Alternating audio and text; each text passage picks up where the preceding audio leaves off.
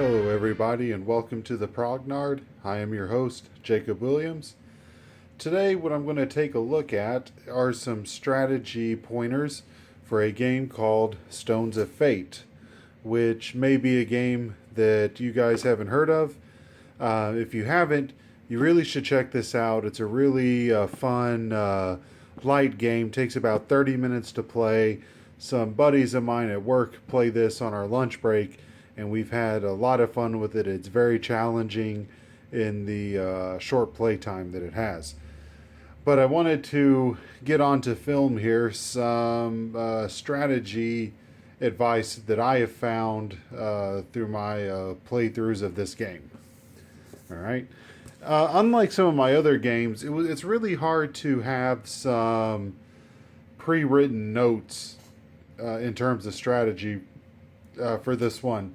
So what I'm just going to do is I've got my deck of cards here, and you'll notice that they're sleeved. And let me talk about this real quick.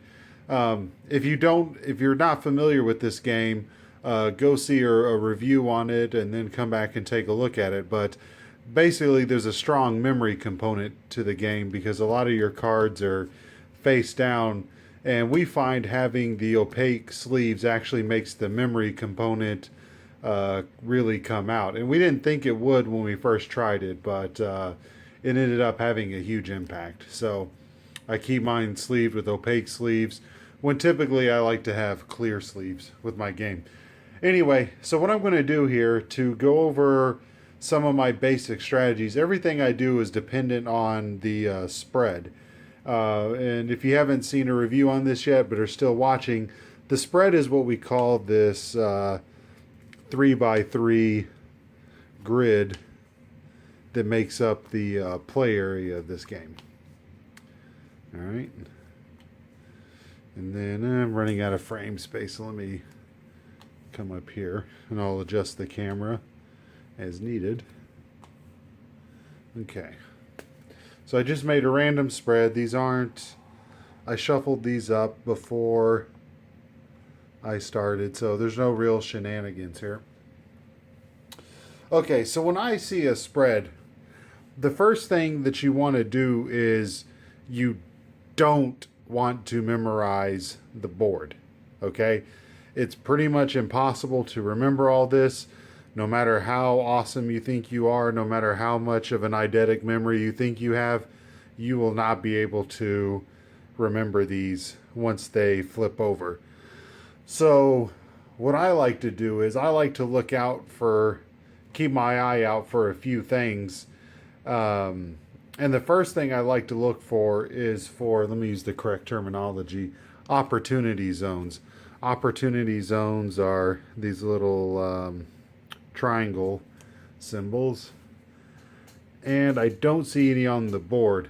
When I see those, I like to get one of my counters in position and then immediately flip it with my other action. So that way I'll get one of the cards off the top of the draw pile, which I think is good because not only are you likely to get some free points, but you're going to end the game faster because you're drawing from the deck. All right, so that's why I look for opportunity zones. It looks like, unfortunately, this one doesn't have any opportunity zones. So once I make a mental note of where the opportunity zones are, I'm going to kind of look for generally where do I want to put my beads, okay? And assuming I get to make the first move or, whatever. I mean, this is all generalizations. I don't take this as always winning gambits here. All right. So what I would do from this point is I'm going to start looking in the tableau and looking where I'm going to place my first few beads. So I'm kind of looking for patterns. Okay.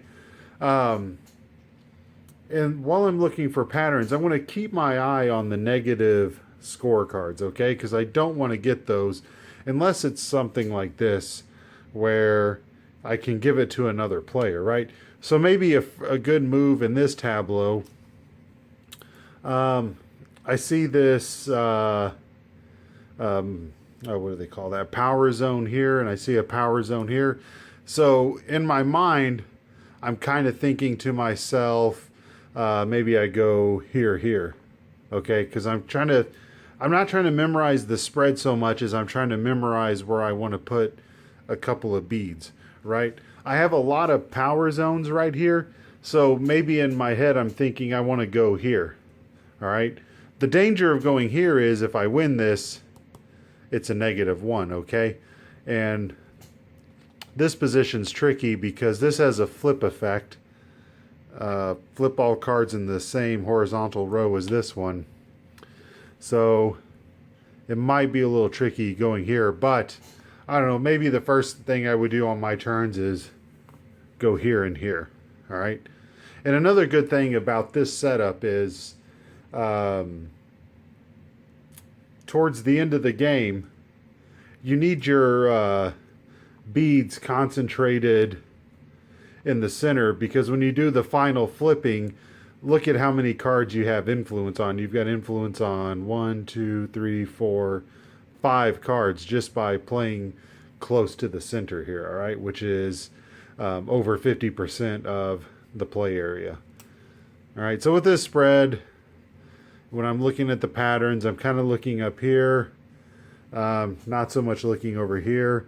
And the one thing I never pay attention to are the keystone zones, all right? Because of the nature of having to have exactly that many stones on there and no one else having the exact amount, that's really tricky. This is actually a really interesting spread. This would be kind of a low scoring spread because there's no opportunity zones. There's a lot of negative points on there. It would be really tricky. So let me deal out another spread just to see what other strategies we can talk about. And then maybe I'll kind of talk about some actual in-game kind of strategies or pointers or whatever. So let's get up another setup here. So already there's an opportunity zone.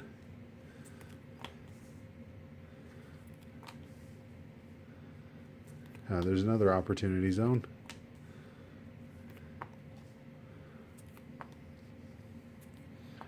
Let me see if I can get in there. Get that framed up a lot better. All right. So here's another. This would be a really interesting spread to play on. All right.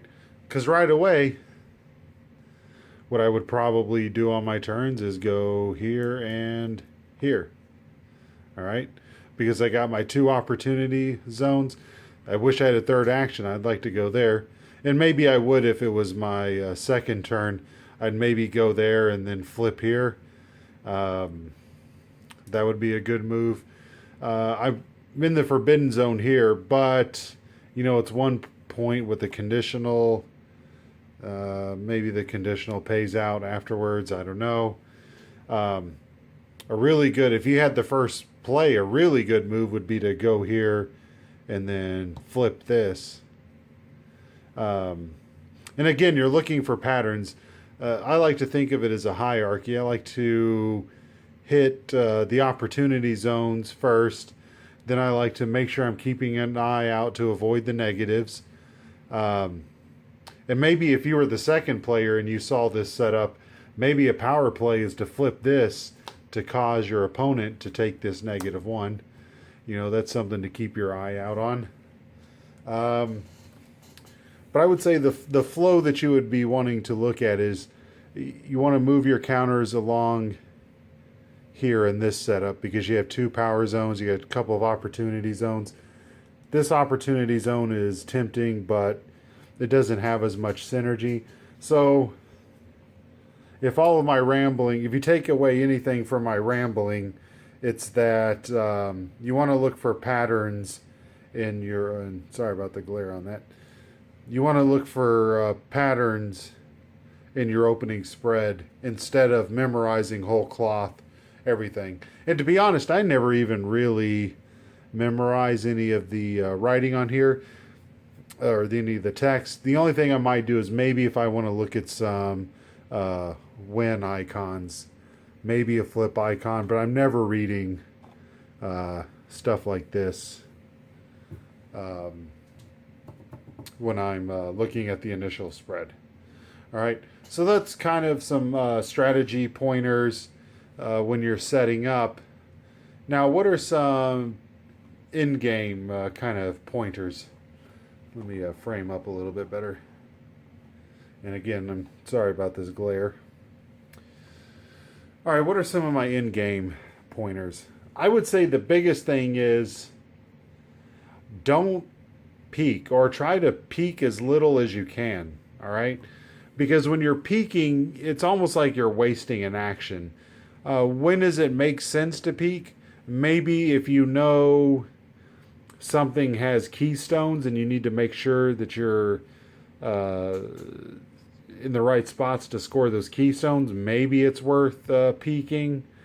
And now I know you're asking yourself, oh, well, how do I know where to place my stones if I'm not peeking? Well, generally speaking, like let's say this was your opening setup, right? Maybe on your next turn, you go here, and let's say you don't even know what that card is, right? We're in the phase where everything's turned over. And then let's say you flip that card and you got your opportunity, and then we filled it in. All right? And we filled it in with this card. So instead of peeking, what I recommend is just blind flip it, all right? Because look, well, let me explain the strategy behind that. I've already got 3 gems here, okay? And I've already taken a card here, so maybe I'm either tied or pretty close to being in the lead, right?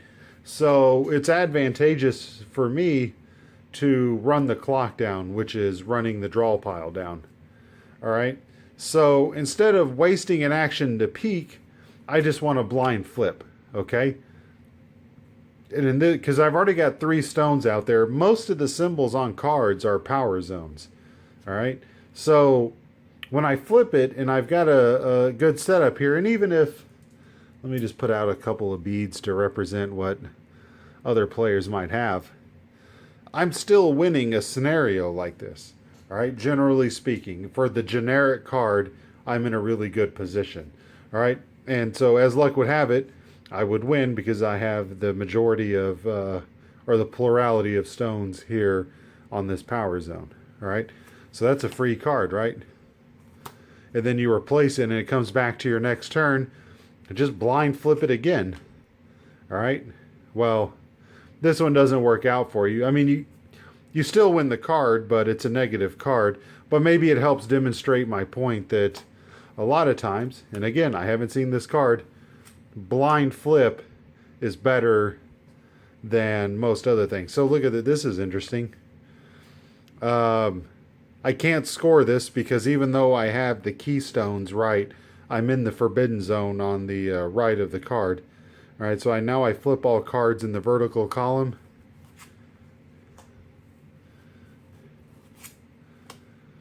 And so look what I did here. So just by blind flipping, I made this -1 point go away. This isn't going to score.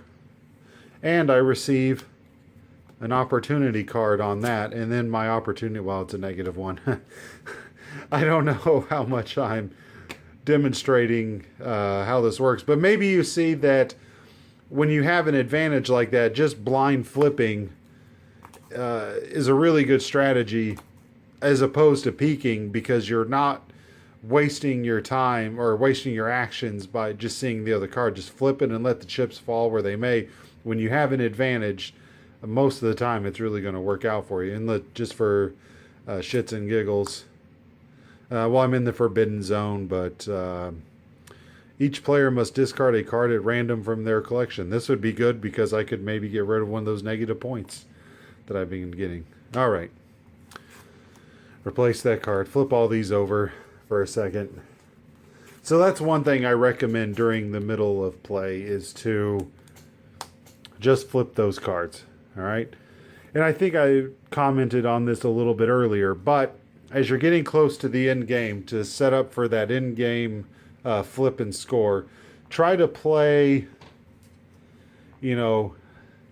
kind of close to the middle. I mean, it might be okay to kind of spread out a little bit like this. But you want to be in the middle so that way you can affect, hopefully at least 5 cards. And as opposed to being clumped up on one card, similar to this. Get in the middle, spread it out. Just because you won't believe how many times, like a situation like, well, this is a bad example, but maybe a situation like this where there's only one power zone and no one else is around it, so you're going to pick up some easy cards. Okay, so play around the center as you think the game is starting to come to the end. Don't be afraid, especially if you're in the lead. Just keep doing blind flips to turbo through this deck, so that way you'll score some accidental points and you're running the clock down on the game. I think that's a pretty good starting off point. I'm not a master at this game by any means. I'm just showing you some pro tips that I've picked up here and there that have helped me out in my games. And I guess I say pro tips a little tongue-in-cheek there. So hopefully that's some good strategy to get you set up and to help you out with some games. Again, if you've never heard of this particular game, pick up a copy. I believe Miniature Market has it on sale for their bigger than Black Friday sale for like $13. You can pick up this game cheap. It's like a $15. I mean, it's almost borderline micro game. So it's a great game. The guys are at Gen Con. One of them's here local in Indianapolis. I think I met him at a con once. He's a good guy. It's a great game. Give it a try, and hopefully these strategy tips will help you out and help you improve your game. All right, this has been Jacob Williams with the Prognard.